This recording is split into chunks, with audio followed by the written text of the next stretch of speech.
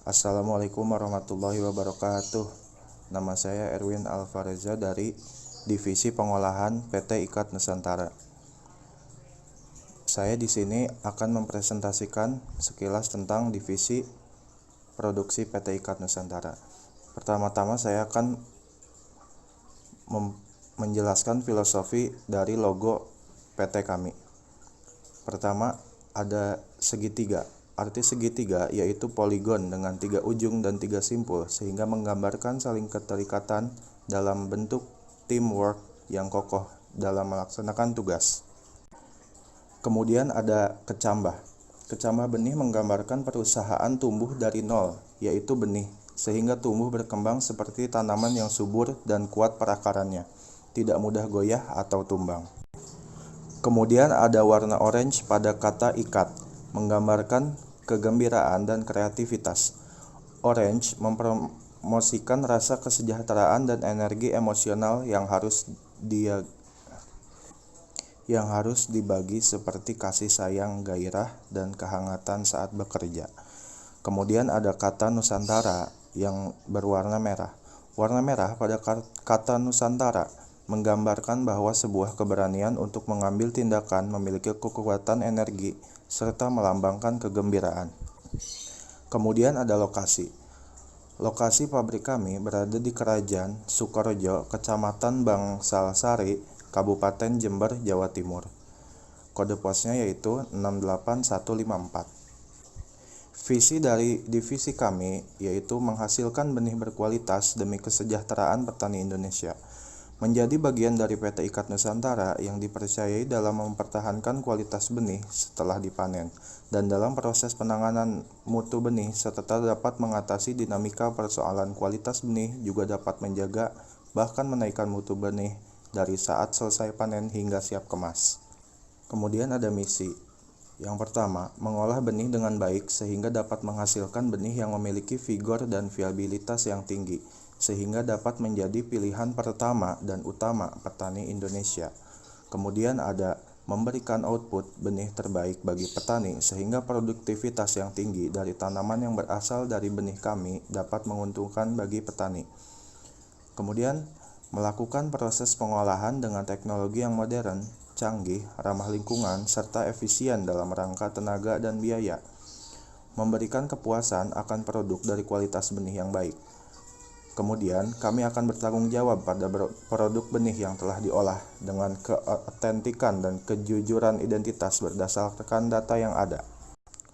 Moto dari divisi kami yaitu menjaga dan menghasilkan benih berkualitas mulai dari panen hingga dikemas.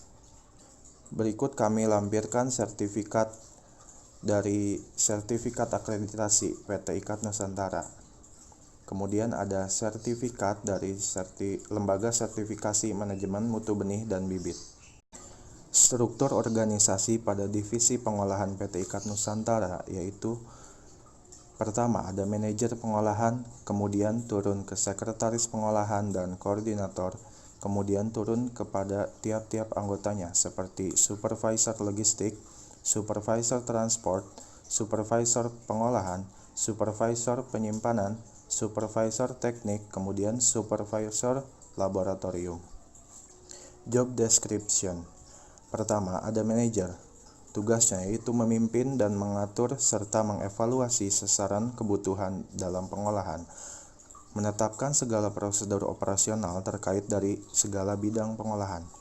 Manajer pengolahan juga harus bekerja sama dengan supervisor untuk menjaga kekompakan untuk mencapai target serta dapat menangani masalah yang ada pada saat proses pengolahan.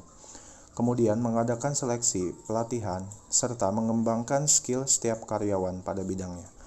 Kelima, memberikan pengarahan, merencanakan pekerjaan, serta memberikan saran kepada tiap anggotanya. Pada bagian manajer ini diisi oleh Devsi Rina Saputri, SPMSI. Kemudian ada sekretaris yang tugasnya pertama mencatat dan menyusun jadwal kegiatan pengolahan, kemudian menerima informasi laporan kegiatan, dan yang terakhir mengkoordinir tenaga kerja yang berlebih atau kurang dari supervisor. Pada sekretaris ini diisi oleh Santi S. AP. Lalu ada koordinator yang tugasnya memberikan arahan kepada supervisor, kemudian mempunyai wewenang untuk memberhentikan atau melanjutkan kegiatan pengolahan, mengawasi tugas supervisor pada saat processing agar mencapai target yang diinginkan, lalu mengecek perencanaan kegiatan tiap minggunya. Pada posisi koordinator ini diisi oleh Ahmad Maulana SP. Lalu ada supervisor logistik yang tugasnya pertama mengkoordinir persediaan di gudang, mencatat setiap pembelian atau pengiriman barang, bertanggung jawab dalam mengelola dan merencanakan sistem operasional khususnya untuk organisasi agar mampu mencapai tujuan yang maksimal. Kemudian mengawasi proses arus logistik dari mulai penyimpanan, pembelian, dan pengiriman. Pada posisi ini diisi oleh Erwin Alvareza SP. Selanjutnya ada supervisor transportasi. Tugasnya merancang jadwal pengiriman barang, memastikan kendaraan aman untuk perjalanan agar sampai tujuan dan tepat waktu, mempersiapkan kendaraan untuk pengiriman. Pada posisi ini ditempati oleh Asep Saipullah, SP. Supervisor pengolahan. Tugasnya mengawasi jalannya pengolahan benih, mengkoordinir tenaga kerja agar sesuai bagiannya, merencanakan kebutuhan pada saat pengolahan, mengawasi persediaan bahan baku dan penyimpanan hasil produksi. Pada posisi ini ditempati oleh Ilham Khalid Nur Hidayat SP. Lalu ada supervisor penyimpanan. Tugasnya mengawasi keluar masuknya benih, melakukan pemeriksaan dan pengawasan terhadap benih secara rutin, kemudian bertanggung jawab dalam operasional penyimpanan secara keseluruhan, membina hubungan baik dan bekerja sama dengan baik dengan seluruh divisi dalam perusahaan. Pada posisi ini ditempati oleh Adit Subagja SP. Supervisor teknik. Tugasnya bertanggung jawab dalam kebutuhan alat dan listrik pada saat proses pengolahan, menyediakan alat-alat perbaikan untuk memperbaiki mesin yang rusak pada saat processing, mengawasi pelaksanaan pencatatan biaya-biaya yang terjadi dari kegiatan pemeliharaan dan perbaikan. Pada posisi ini ditempati oleh Solehudin SP. Dan yang terakhir ada supervisor laboratorium. Tugasnya bertanggung jawab dalam proses pengujian benih serta melaporkan hasil dari pengujian benih tersebut.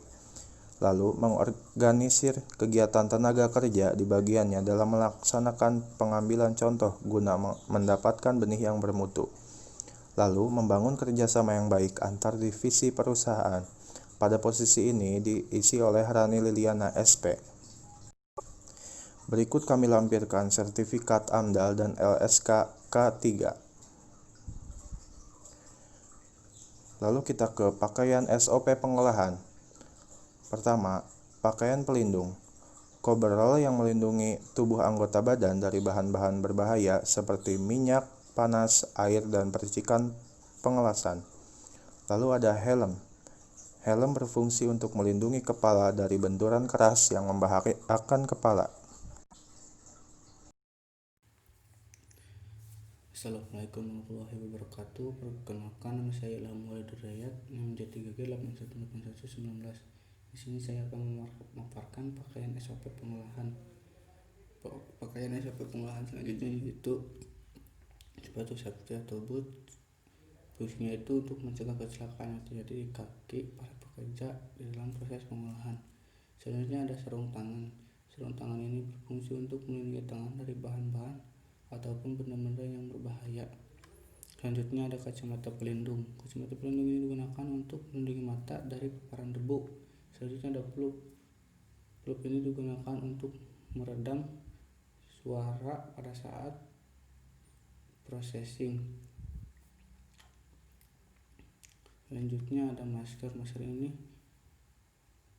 berfungsi untuk digunakan sebagai perisai dari partikel yang berbahaya. Selanjutnya ada safety belt. Safety belt ini berfungsi untuk melindungi diri ketika para pekerja bekerja ataupun berada di atas ketinggian. Selanjutnya ada alur pengolahan jagung. Alur pengolahan jagung terdiri dari pengeringan 1, pemipil, pengeringan 2, pembersih, sortasi, pengujian, seed treatment, pengemasan. Selanjutnya ada alur pengolahan kedelai. Alur pengolahan kedelai terdiri dari pengeringan 1, pemipil, pengeringan 2, pembersih, sortasi, pengujian, pengemasan. Selanjutnya ada investasi alat pengolahan. Yang pertama yaitu batch dryer jagung dan kedelai. Kapasitas alat ini 35 ton per 12 jam dengan daya listrik 12,45 kWh. Jumlah alat ini 7 unit, harganya Rp 557.750.000 rupiah. Batch dryer jagung ini berfungsi untuk ataupun sebagai alat pengering jagung. Pengeringan bertujuan untuk mengurangi kadar air benih sehingga aman untuk diproses lebih lanjut, terhindar dari kerusakan pada benih dan tidak berkecambah dalam proses penyimpanan. Selanjutnya ada perontok jagung. Perontok jagung ini berkapasitas 5 ton per jam dengan daya listrik 111,2 kWh. Alat ini semi otomatis dengan jumlah alat 2 unit. Harganya Rp 14.816.000 rupiah. Pemipil jagung ini berfungsi sebagai pemipil bibit jagung yang memisahkan tongkol dan benih jagung. Selanjutnya ada portable kedelai thresher. Kapasitas alat ini 1,2 sampai 1,5 ton per jam dengan daya 15 kW dengan berat 500 kg dan tegangan 380 dengan harga Rp22.550.670.000. Perontok kedelai ini berfungsi sebagai perontok benih kedelai yang memisahkan polong kedelai dan benih kedelai. Selanjutnya ada mesin sortasi benih.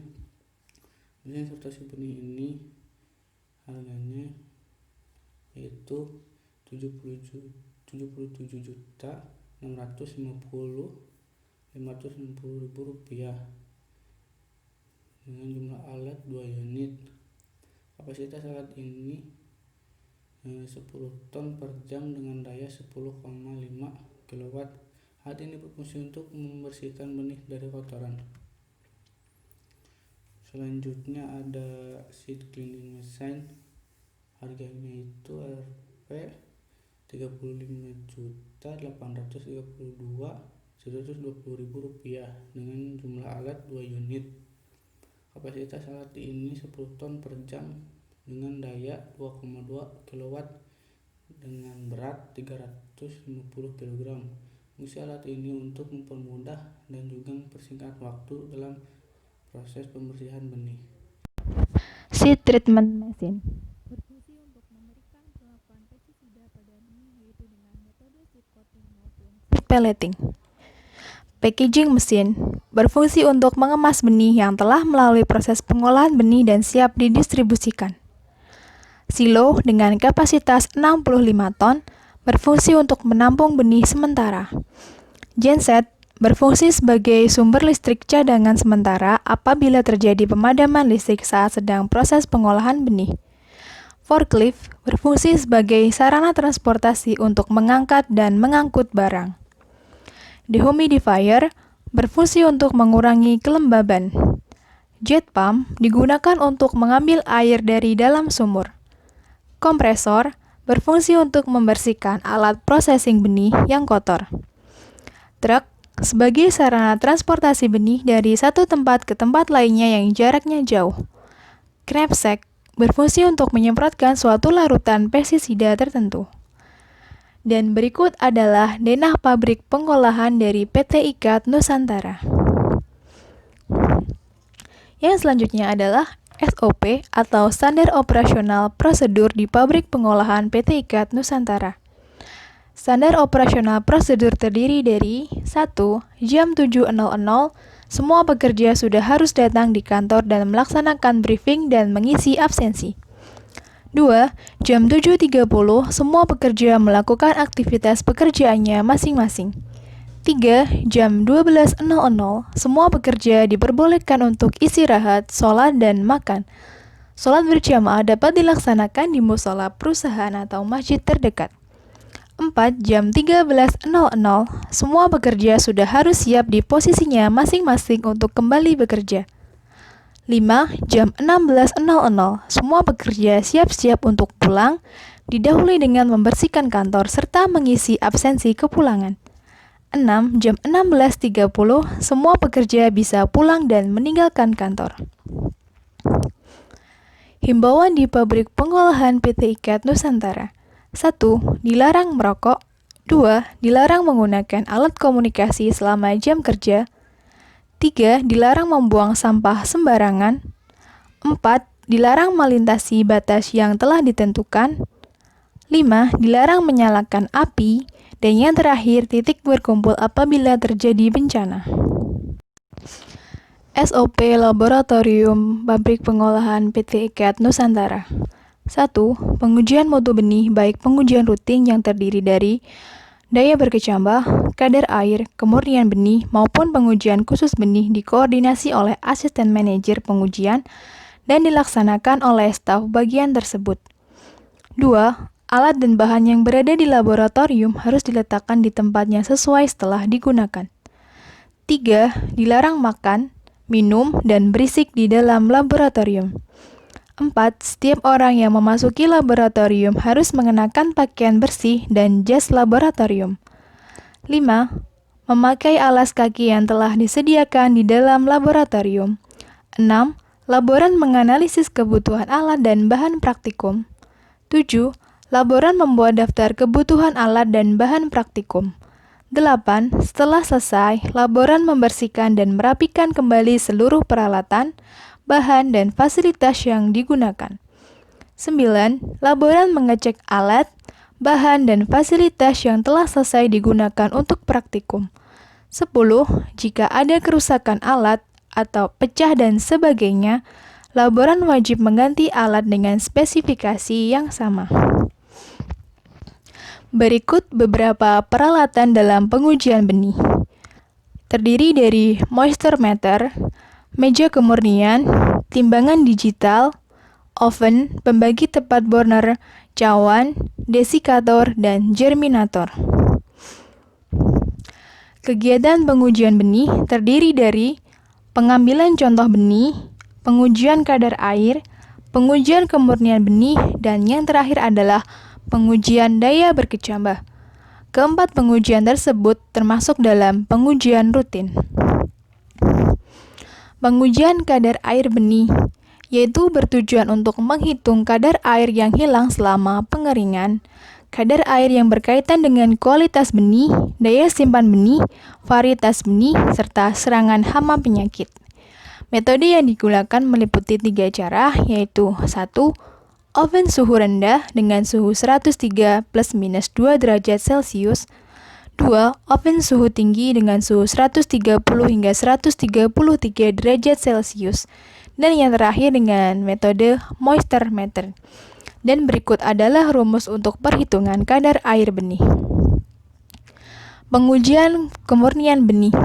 Pengujian ini bertujuan untuk memisahkan benih murni, benih tanaman lain, dan kotoran benih.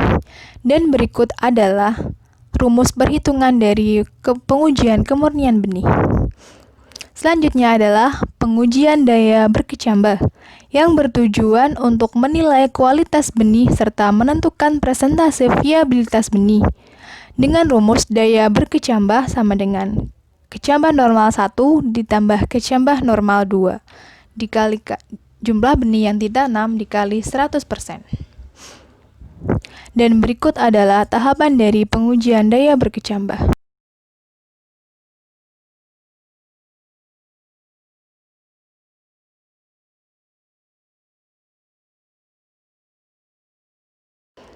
Pencegahan dan pengendalian hama gudang. Contoh hama gudang saat penyimpanan benih yaitu Calosobrochus, Sitopilus, dan tikus. Pencegahan dilakukan dengan pemberian rodentisida, racumin, dan fumigan MEPOS. Kegiatan fumigasi. Kegiatan fumigasi dilakukan pada gudang simpan dengan dosis MEPOS 3 gram per ton, dosis racumin 5 gram per ton. Kegiatannya seperti yang terlampir. Produk dari PT Ikat Nusantara, yaitu benih jagung varietas Lamuru dan varietas Bisma, dan benih kedelai varietas Anjas Moro dan varietas Wilis. Dan berikut adalah produk kami dengan kemasannya.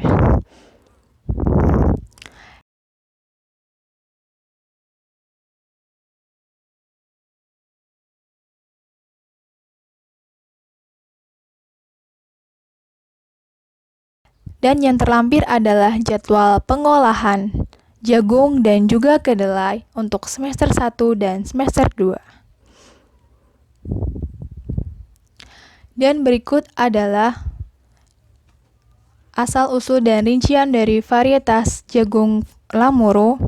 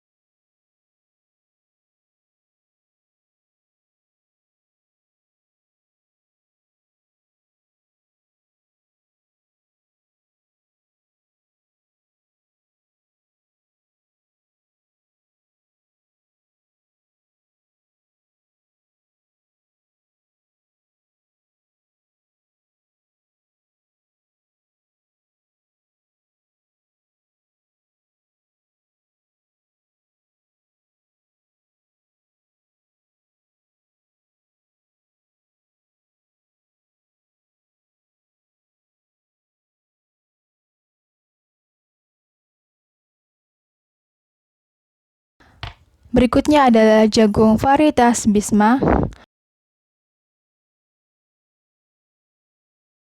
kedelai varietas Anjas Moro,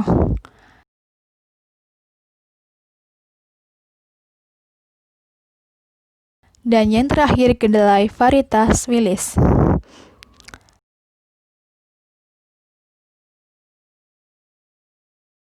Dan berikut adalah total HPP per tahun dari masing-masing komoditi. Total HPP untuk jagung varietas Lamuru yaitu Rp3.119, jagung varietas Bisma Rp2.532, kedelai varietas Anjas Moro Rp1.084, kedelai varietas Wilis Rp1.065, dan total HPP-nya adalah Rp8.385. Dan berikut adalah cash flow pengolahan dari PT Ikat Nusantara. Totalnya adalah sebagai terlampir berikut. Dan berikut telah kami sampaikan semua rincian dari proses pengolahan dari PT Ikat Nusantara.